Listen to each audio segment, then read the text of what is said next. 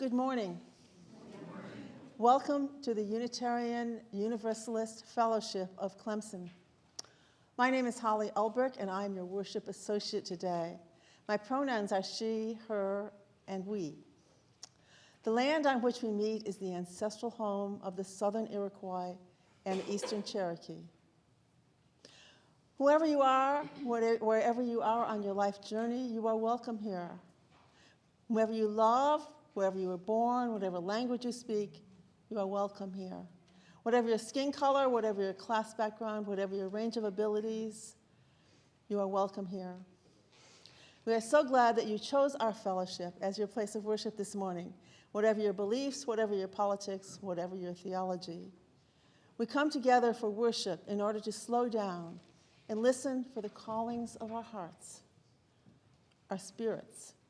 We come together for worship so that we can be reminded of our highest aspirations and continue to transform into our better selves. If you're joining us for the first time this morning, welcome. If you are a visitor and would like to stand and tell us who you are welcome to do so. The invitation is open. Anyone? Just us folks, okay? Okay. After the service, we gather for coffee and social time in the social room. So please join us. It's down at the end of the hallway.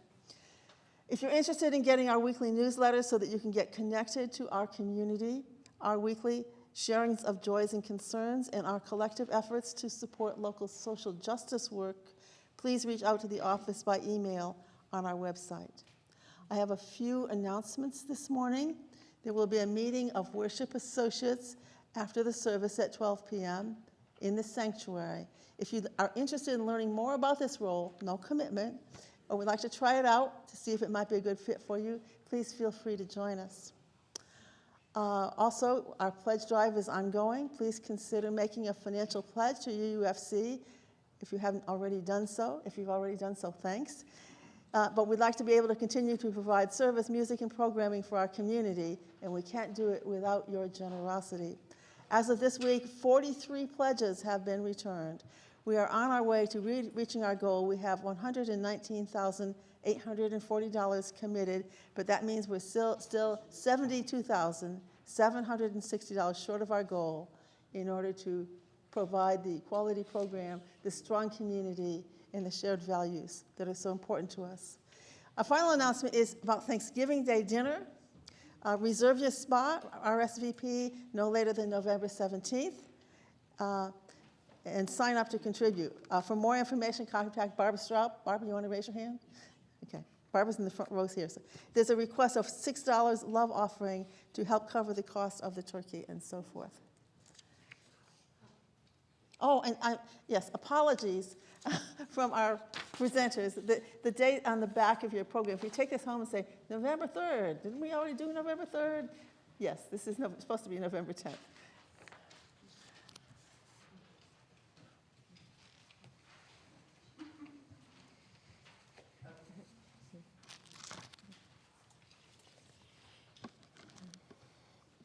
I would like to also welcome you this morning. I'm the Reverend Holley Brown. I'm the called minister here at the Unitarian Universalist Fellowship of Clemson. I offer these opening words for our time together this morning from Nancy Wood. Hold on to what is good, even if it is a handful of earth. Hold on to what you believe, even if it is a tree which stands by itself. Hold on to what you must do, even if it's a long way from here. Hold on to life, even when it is easier letting go. Hold on to my hand, even when we are not together. Let us come into a time of worship and being together this morning. Our opening hymn is number 1 in the hymnal. The first thing that you can flip to that is a hymn And the words will be on the on the screens as well. You're invited to rise in body, mind, or spirit wherever you are.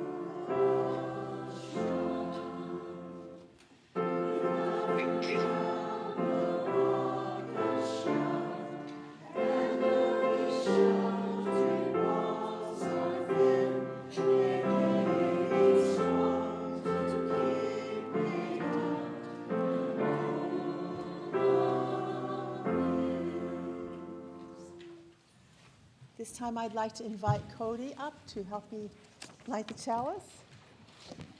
Oh, there you are. And while we do that, I invite you to join me in our words of affirmation. We gather together in a spirit of love, with justice as our guide. This is our chosen covenant, to dwell together in peace, to seek the truth with freedom, and to care for one another.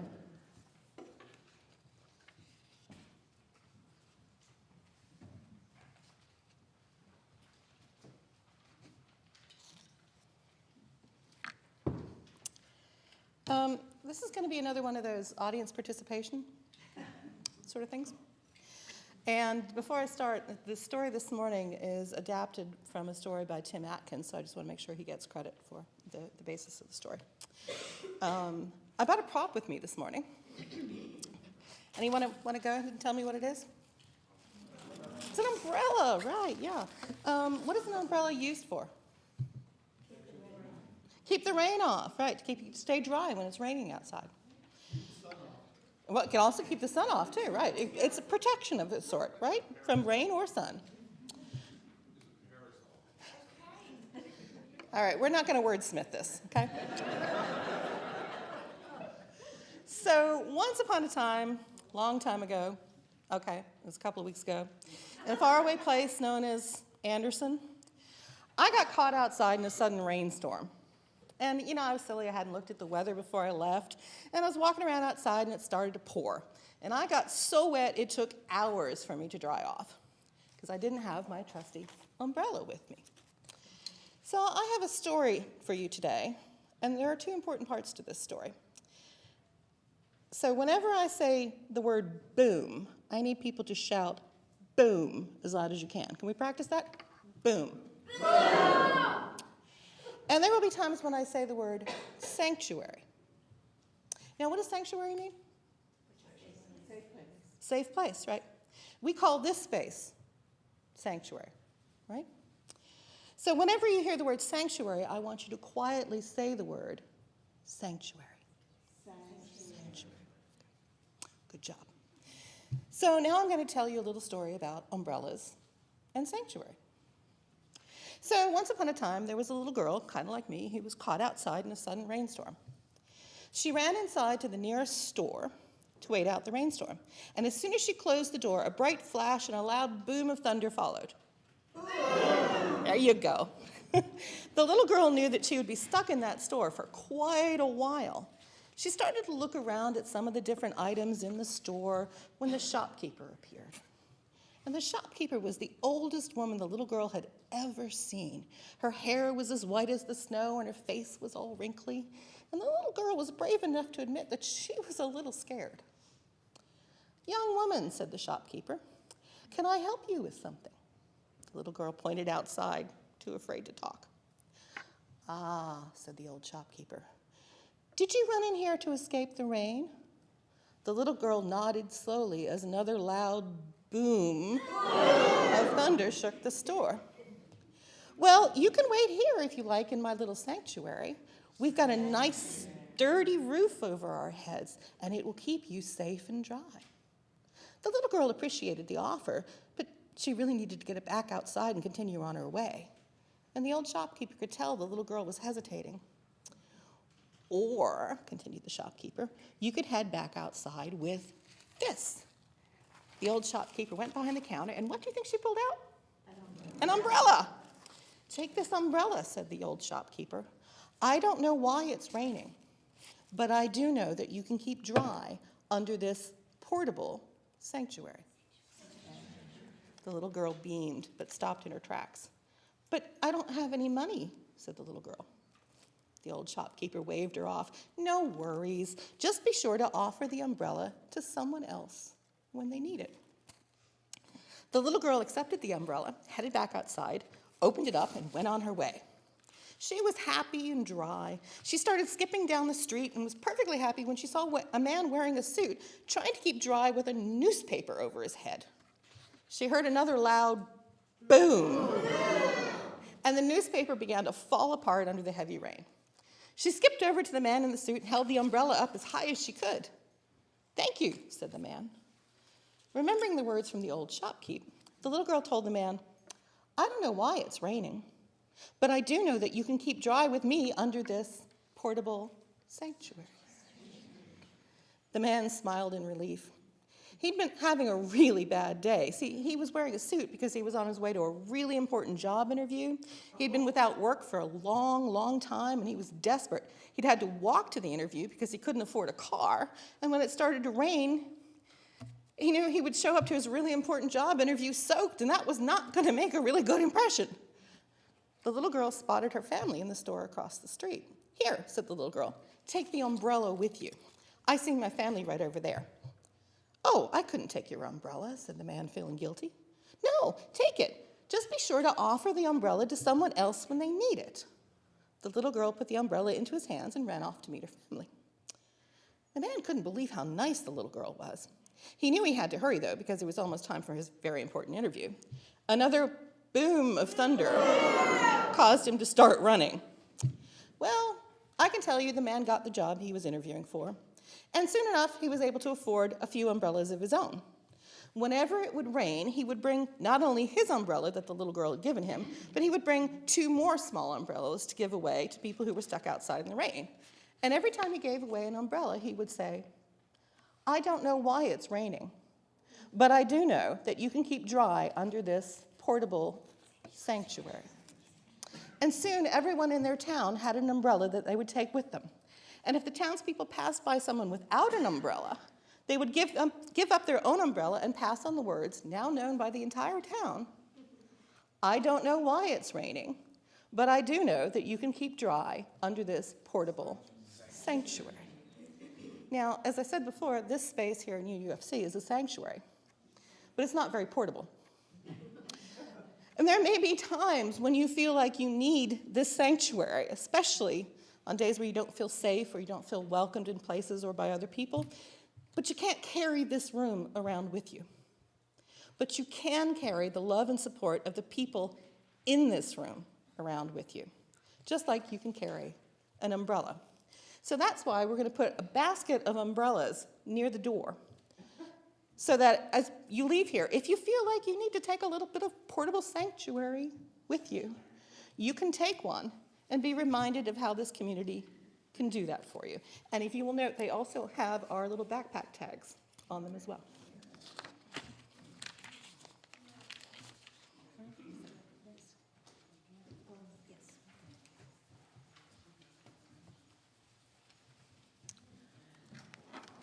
This is the time we set aside for the offering in order to give thanks give toward the financial vitality of this community. Also, 25% of the undesignated collection goes to a local community ministry that we partner with. For the month of November, we are partnering with Clemson Community Care, and each week we also collect non-perishable food for their food bank, which the young ladies are doing as the ushers pass the plate.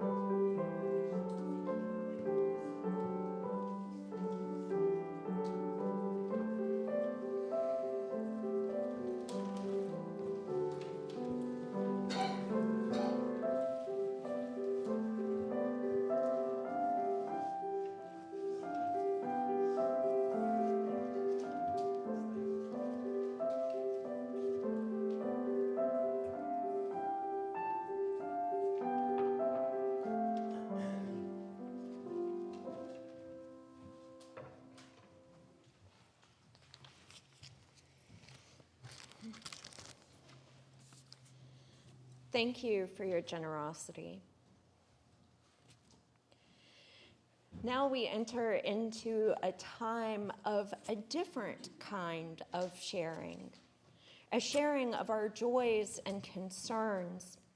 It's a sacred sharing that reminds us of our connections to community and of acknowledging that we are not alone. I've asked Holley to place a stone into this vessel representing our shared community.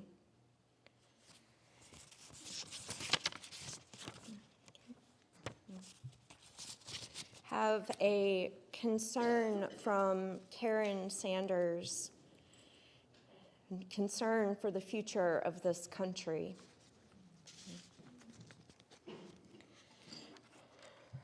I also have a note from Carol Ward following service last week and moving into this week. She wishes to remember her sister, Janice Ward, who was born on November 8th and passed away when she was a senior in high school. She would have been 68 years old this year. Carol continues to love and miss her.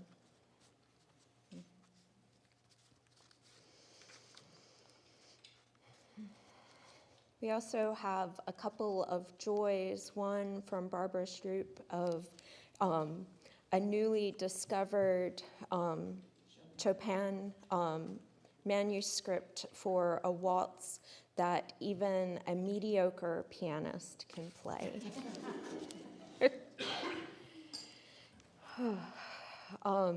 And a joy from Kathy Crane, a thank you to Modi in the yellow vest, which you may see him in the halls after the service.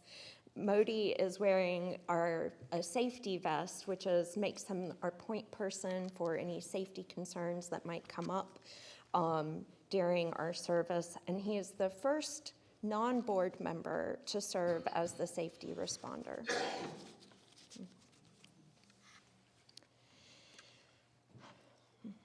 And we place one final stone in the bowl representing this community for all of those joys and concerns that remain heavy or tender upon our hearts this morning, and for those that are not with us today.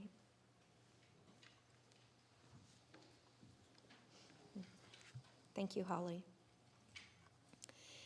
And now we invite any of our children that are here with us that would like to go to their religious education class to do so as we sing Go Now in Peace, which will be up on the screen.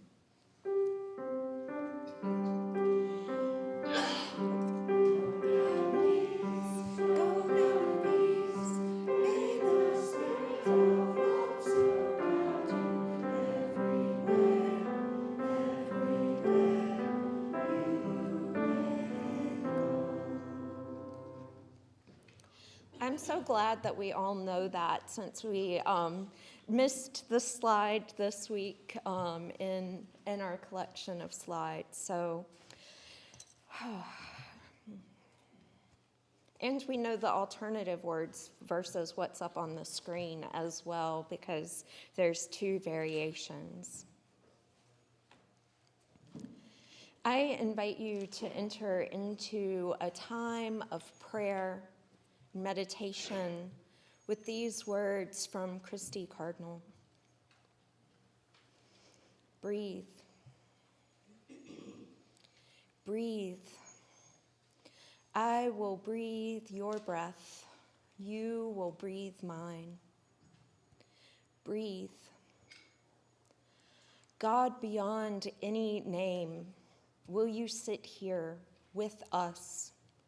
Will you help us to see who is not in the circle as clearly as we see who is? Will you help us see the direct line from our unwillingness to be uncomfortable to the blood on the door of the stalled SUV in Tulsa, Oklahoma? Will you hold us in care as we notice the lack of stillness in our souls, and we stay in it? Will you remind us that discomfort is a gift? Breathe. Breathe. I will breathe your breath. You will breathe mine. Breathe.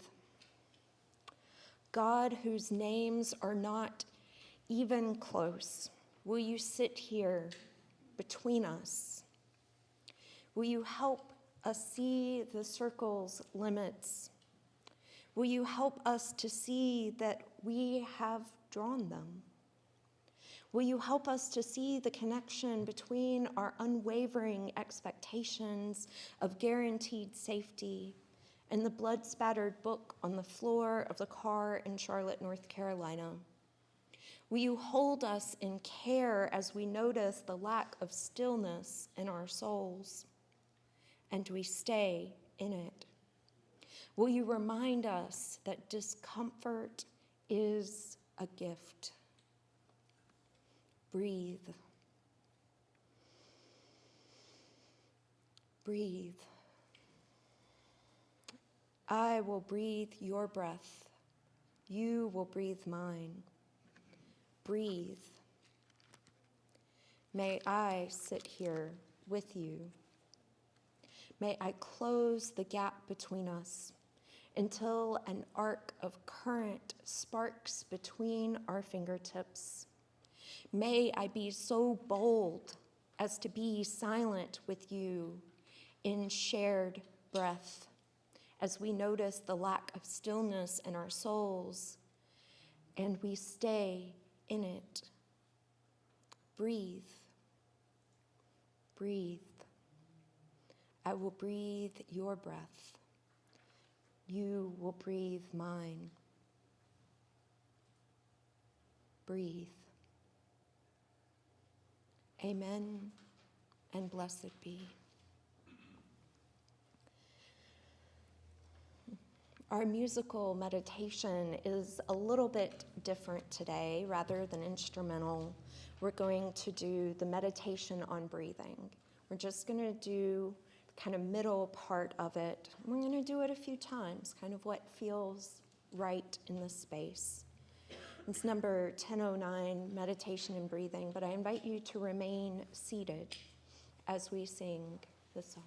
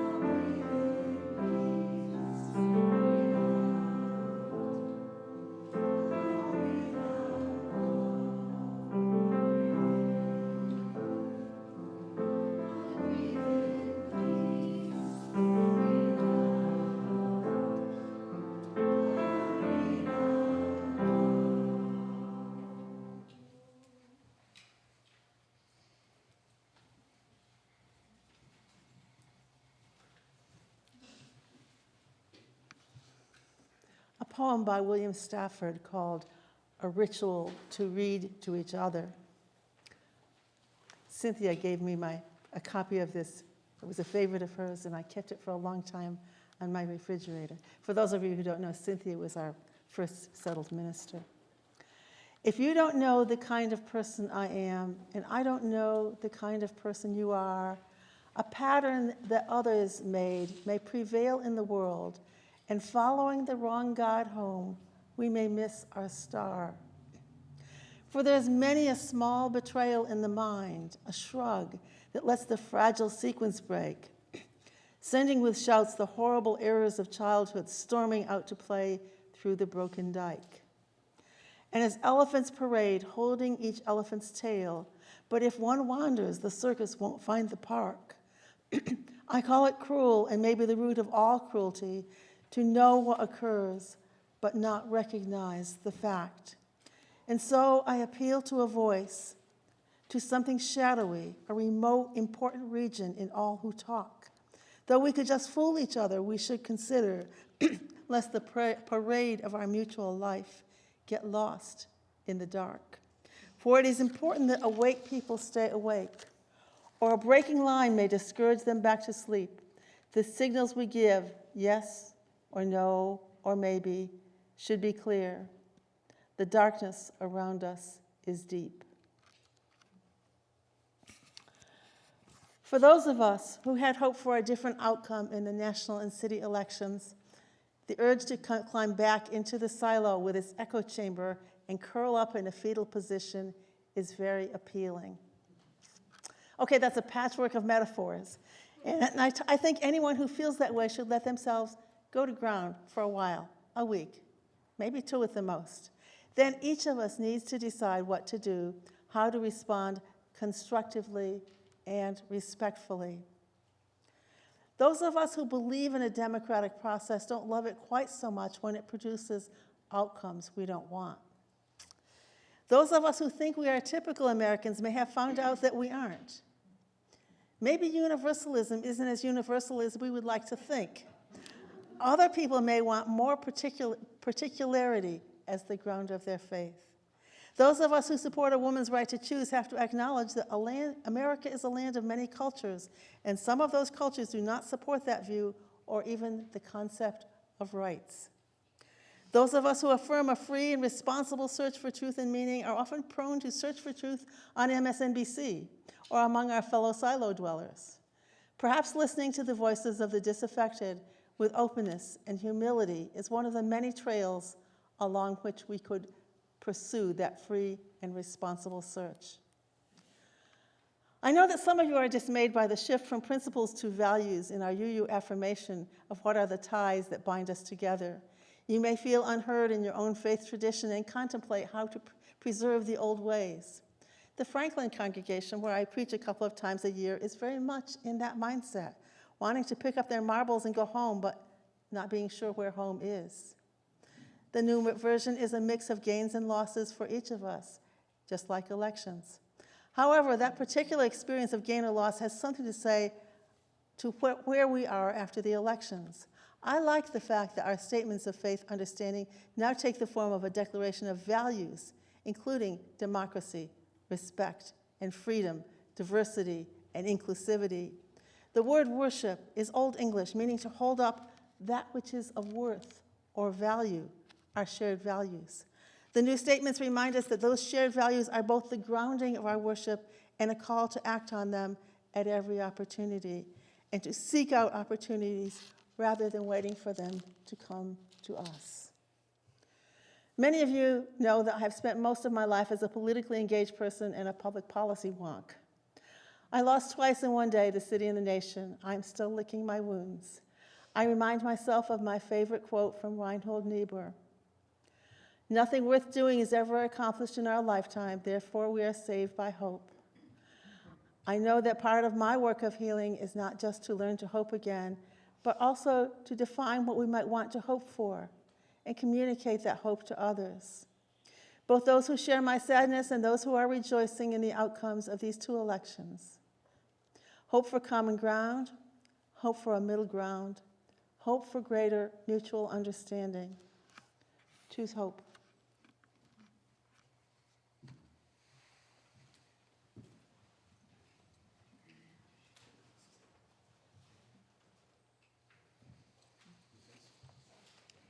Thank you, Holley. We now have the choir to offer some music for us.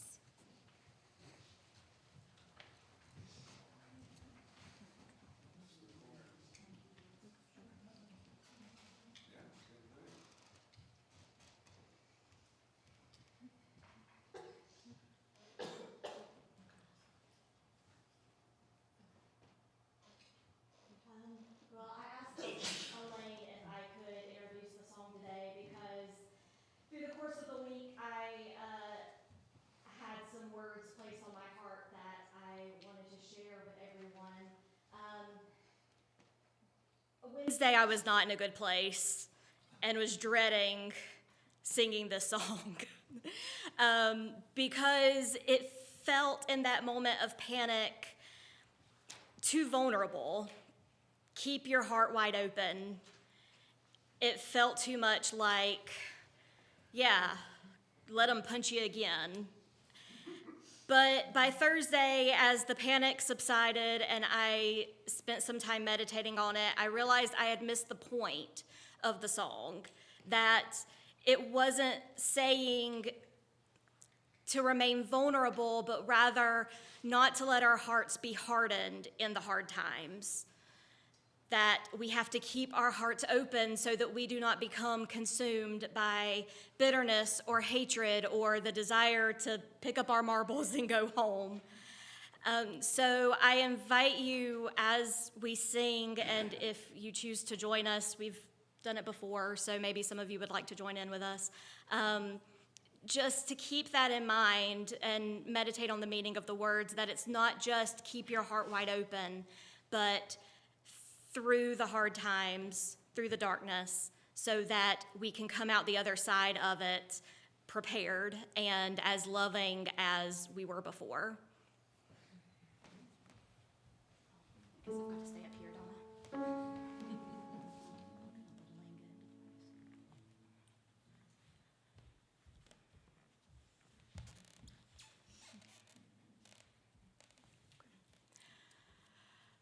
Keep your heart wide open, though the waves wanna push you around. You've gotta keep your heart wide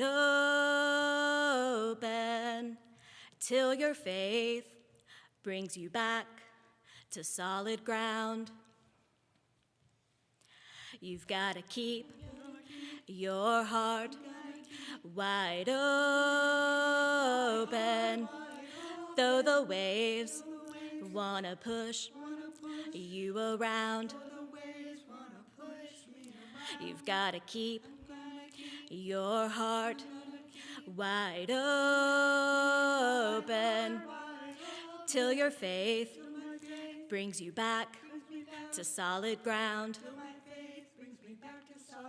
You've got to keep your heart wide open, though the waves want to push you around. You've got to keep your heart wide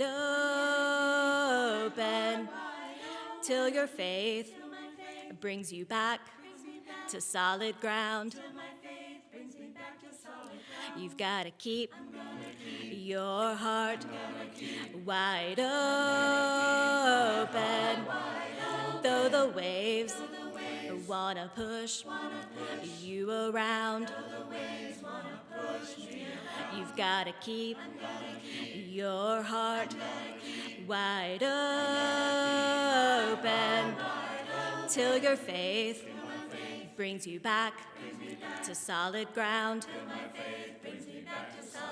You've got to keep your heart wide open,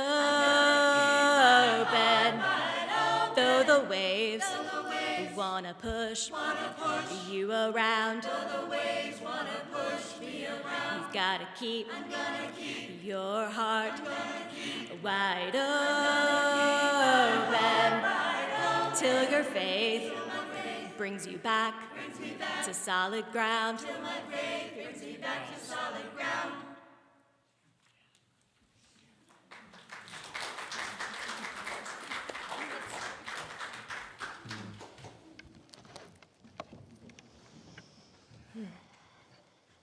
Thank you. And thank you, Joe, for offering that framing. I don't know how many other people needed it, but I know that I did. This week has been hard for many of us. While we may not be in the exact same place, feeling the exact same thing, you may realize that grief is not linear. We might be feeling grief, and that might be sadness. It might be anger. It might be denial. It might be a wave of all of these different emotions.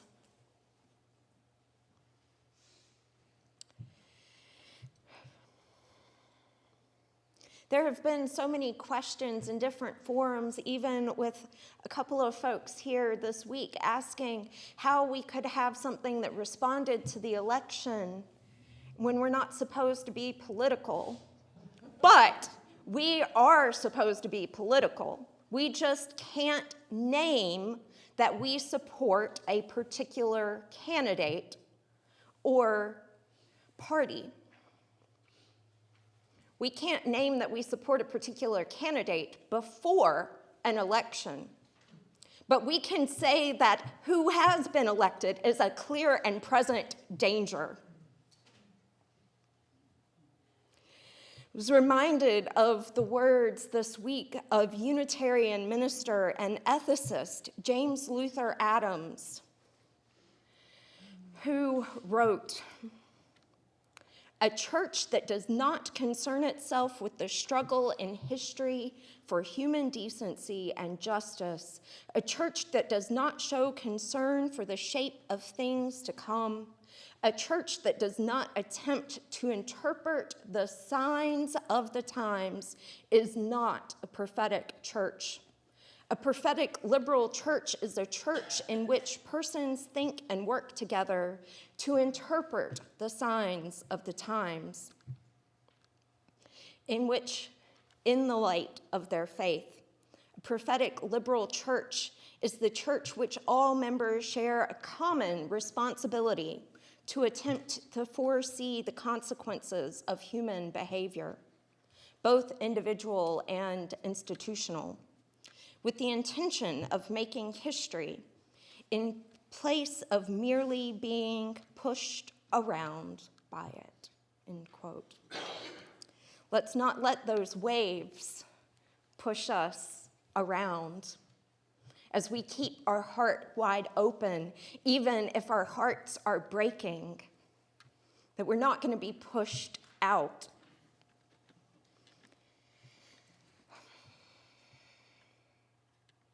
It is clear to me that the results put our Unitarian Universalist values and principles at risk. The people that we love and care for, that we say we see the inherent worthiness and dignity in, are at risk. Our democracy that we affirm as Unitarian Universalists, that we want to protect, is at risk.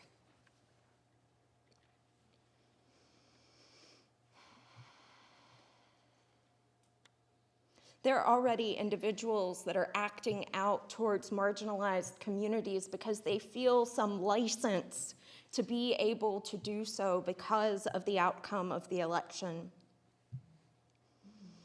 This is just the start. As Holley said in her reflection, we grieve, we have hard feelings, and then we figure out what to do. So what now? Our solace and power come in recognizing our interdependence in this moment, that we care for one another in ways that go beyond fear and grief and shock and anger, recognizing that this moment is hard. I don't have all the answers. Do any of you? No. But together we might have some of the answers. What I do know is that who we were last week did not change. Who we were as Unitarian Universalists remains the same. And I add the caveat that Unitarian Universalism, since its creation in 1961, has held certain principles, certain values at the core. The language has changed. We moved away from mankind-centered language in the earliest versions, and we've added some things, changed around some of the wording in the most recent revision. But I think at the core, it still says who we are as a faith tradition. That it continues to hold us to create a foundation of how we move around in the world.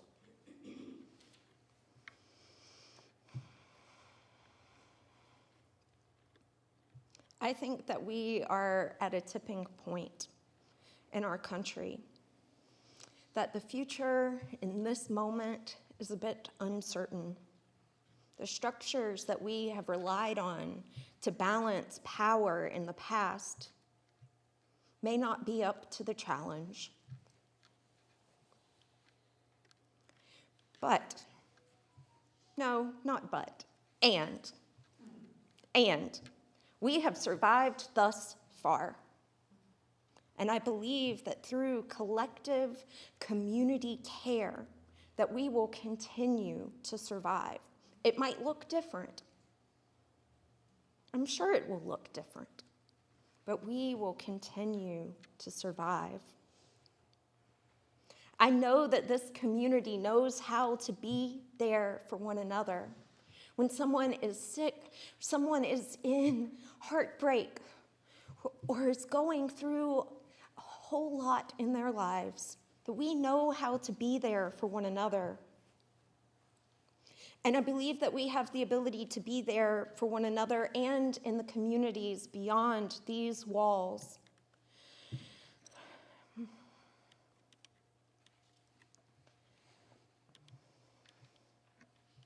I believe that we have the ability to be there for others, to create pathways to access, to care, whether it be spiritual care, medical care, whether reproductive or gender-affirming care, or basic medical needs that need to be met, access to food and shelter, some of the basic things in life. Those things haven't changed. We still continue to face unprecedented climate change, which some of our communities nearby, our families and beloveds, are still feeling the effects of Hurricane Helene.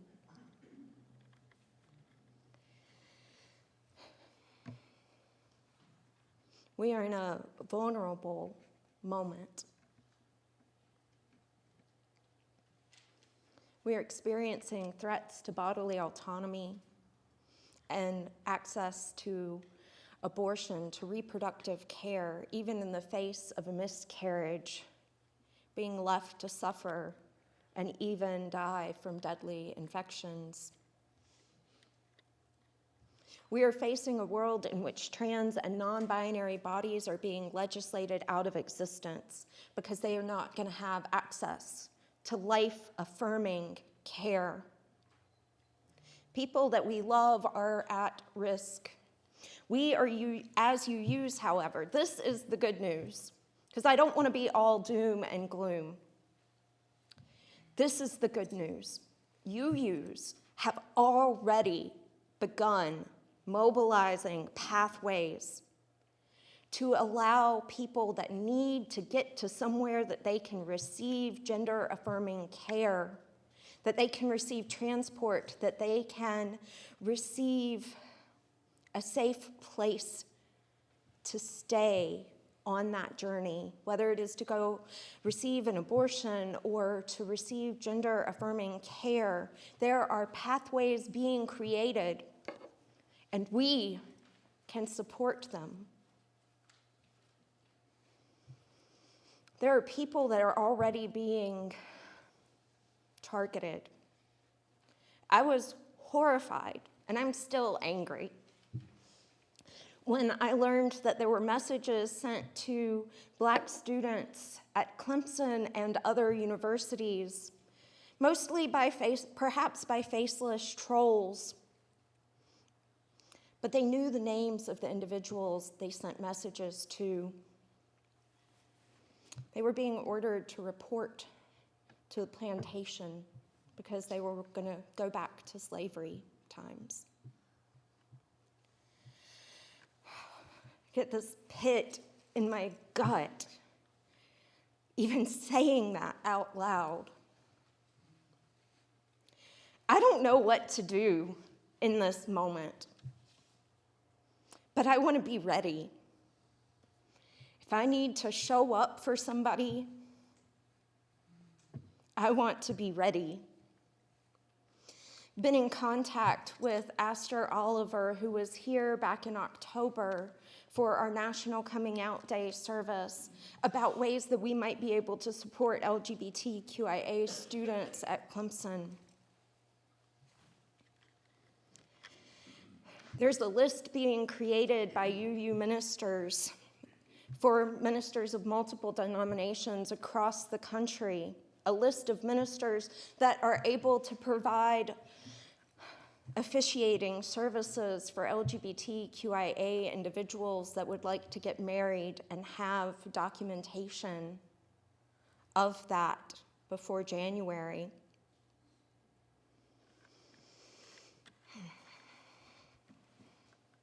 I'm mad as hell. I have been going through all kinds of emotions this week, and I told a couple of people this earlier. Struggled to have balance to this, but I let myself have a really therapeutic moment of just getting all of that anger out in a draft of a sermon, but not sharing it here because I know that we need a balance of hope and a balance of recognizing all of the emotions that are being held here, whether it is grief or shock or fear. While we had spaces to gather together this week to wrestle with those emotions, to create a container for them, I heard some concerns of those amongst us about the grief, about concerns for safety, for families, about concern of how to continue to communicate with friends and family that we know voted differently and are perhaps even rubbing it in our faces. Please know that in whatever you are feeling in this moment, you are not alone.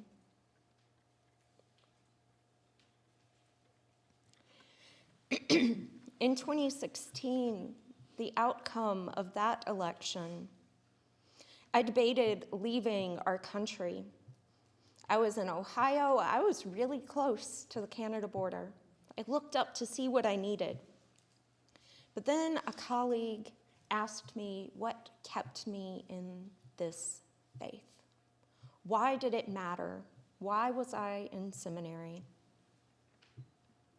And I answered that love was there. That's what was keeping me in it. So much so that I went and got a tattoo that weekend, which, if anybody wants to see, is on this wrist. My understanding of what that love is has been transformed over the last few years to be that of a liberating love, recognizing that love by itself as a word can be somewhat empty or frivolous or hard to define at times. But if it is tied to liberation, to me, that defines what love means to me. Not just liberation of me or one group of people, but liberation for all people.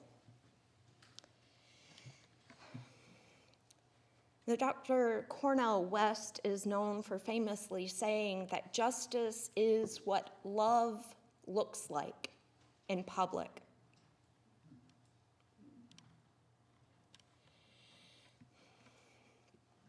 For us to share love for community, for our values in public means that we hold tight to what grounds us, that we find moments to care for ourselves.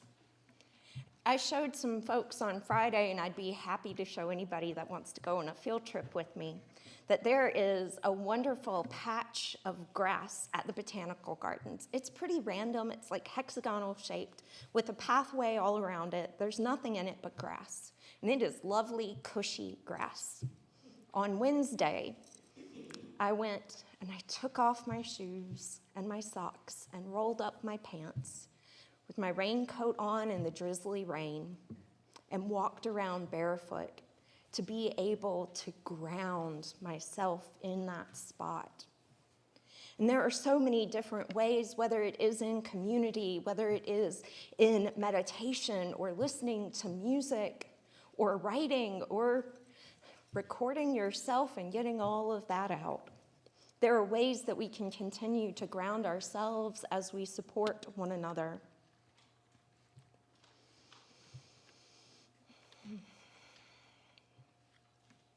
I've shared with some of you that one of the things about the changes to the value statements from the principles, while I might not agree with every single word, there was something that struck me the first time I read it was because love was at the center.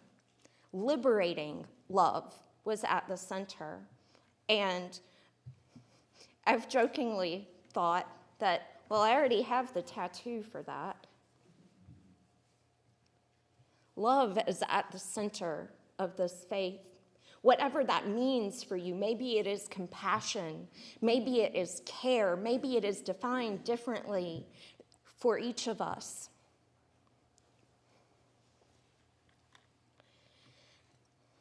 I made the choice, the commitment to stay in ministry in 2016. And I've made that commitment to be the minister here. I see myself as continuing to commit to hold the line, to be a presence in communities where people might need our help. So what now? We remember that we are Unitarian Universalists. So what now? We recognize that we are going to grieve, and then we are still going to be who we are as you use. Has anybody ever heard the saying that as you use, we are about deeds and not creeds? We show by our actions in the world what we believe. We are going to continue to create a space here, hopefully where nothing evil crosses our door. But rather than hold the love in as may nothing evil cross this door ends with, may we fill it with love until we can carry it with us out into the world, even when our hearts are aching. So what now is that in this moment, we can feel the grief and the pain and all of the feelings whether it is anxiety or worry about how to continue to have relationships. Keep reminding myself that I might know more about those around me based on the results of the election. But they were my neighbors before. I interacted with them before. They're still there. I just might recognize that they don't honor our inherent worthiness and dignity in the same way that we do theirs. I want to be comforting. I want to give us hope. I also want to give us a call of action that while it might not need to happen right this minute, that we keep it in mind and we figure out what we can do. To remember that there are others that need a chance to rest and that we take up the work. There's an illustration of justice work being like a choir, that you don't all breathe at the same moment, that you have, as different voices come in and out of their different parts, as you heard different voices singing today, they didn't all take a breath at the exact same moment to create that beauty. We take a breath, and then we get back to work. We leverage the privileges that we have because most all of us here have some privilege, whether it is the color of our skin, our age, our financial situations, our sexual orientations, or our gender identities. We're in different places and have different privileges, but we can leverage those to support each other and to support those that might be at greater risk. And before I come to an end, I want to bring up something that in the face of not knowing how things are going to go, that if you had asked me a couple of decades ago while I was still working in history museums or was just getting started, how the German people fell under the spell, the Nazi propaganda, how they could let such atrocities take place, it is hard to imagine how that could happen on a national scale. Now I see how it could happen.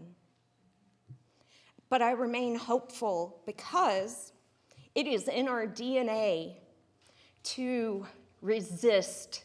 This is a symbol of that DNA.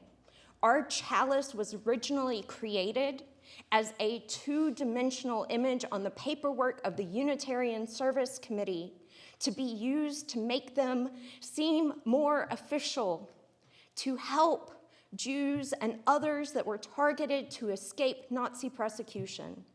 That is what this symbol is. It lights a hope, it lights a path, knowing that our resistance can make a difference in this world. It continues to burn here, but we continue to carry it with us in our hearts everywhere that we go when we leave these spaces. It is in our DNA.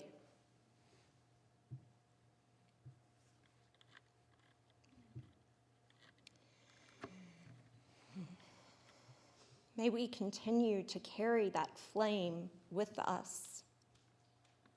May it remind us that we are not alone, that the work has been hard before, and we did it.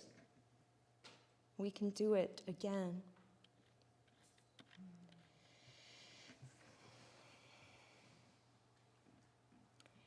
May we know that we are not alone, May we recognize that as we go forth with the power of community within us and care for one another, and our people power as a form of resistance, because we are going to need one another more than ever.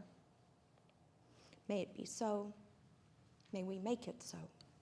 And blessed be.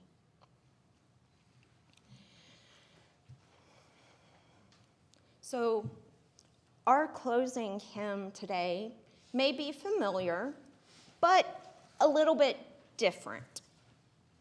Because this is what you may have heard of before as Standing on the Side of Love in the Teal Hymnal, written by Jason Shelton originally.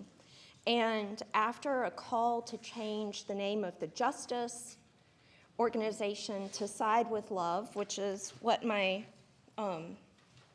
stole says today, to be able to incorporate disabled UUs that didn't feel that standing represented them.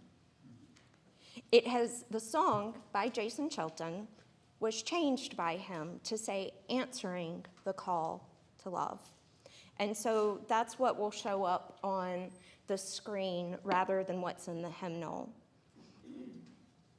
But you can also look at that music to kind of get a gauge of where we're at, because it might not be something we've sang lately.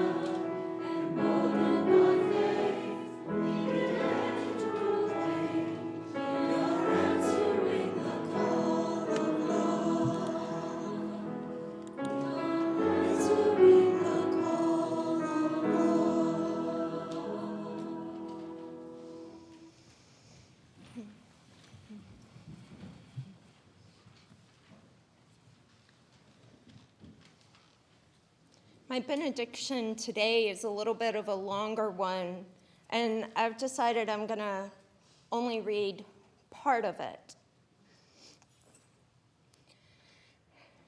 Despite daily dismay, despite righteous rage, hold on. Despite shaming of the innocent, hold on.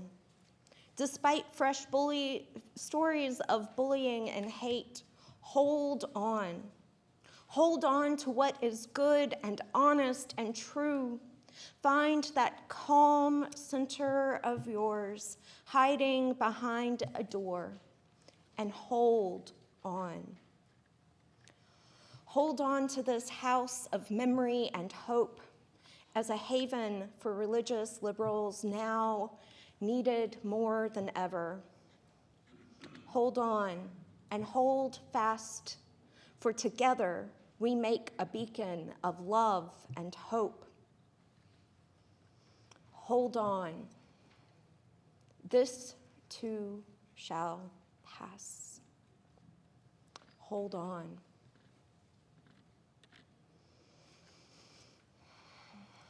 Hold on as we go in peace. Hold on as we return in love when we are able to gather together again.